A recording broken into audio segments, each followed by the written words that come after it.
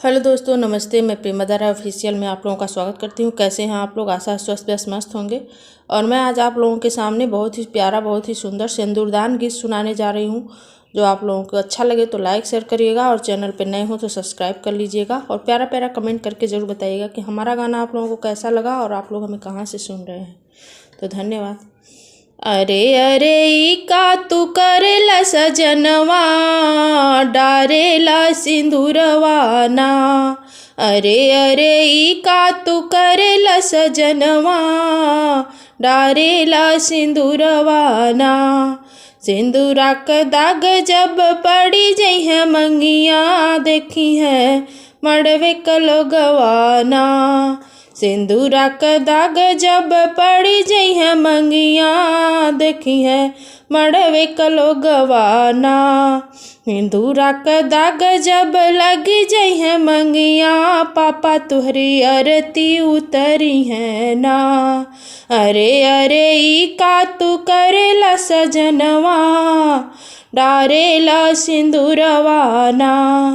अरे अरे ई का तू करेला सजनवा, डारेला सिंदूरवा ना।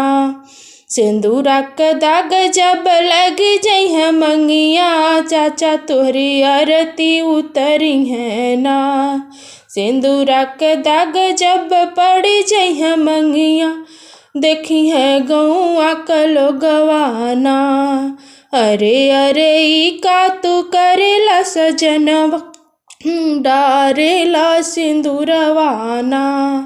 सिंदूरा क दाग जब पड़ी जई है मंगिया, देखी है मड़वे कलोगवा ना। सिंदूरा क दाग जब लग जई है मंगिया, देखी है मड़वे कलोगवा ना।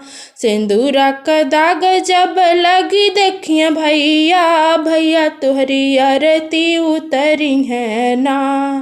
अरे अरे ई का तू करेला सजनवा, डारेला सिंदूरवा ना। अरे अरे ई का तू करेला सजनवा, डारेला सिंदूरवा ना।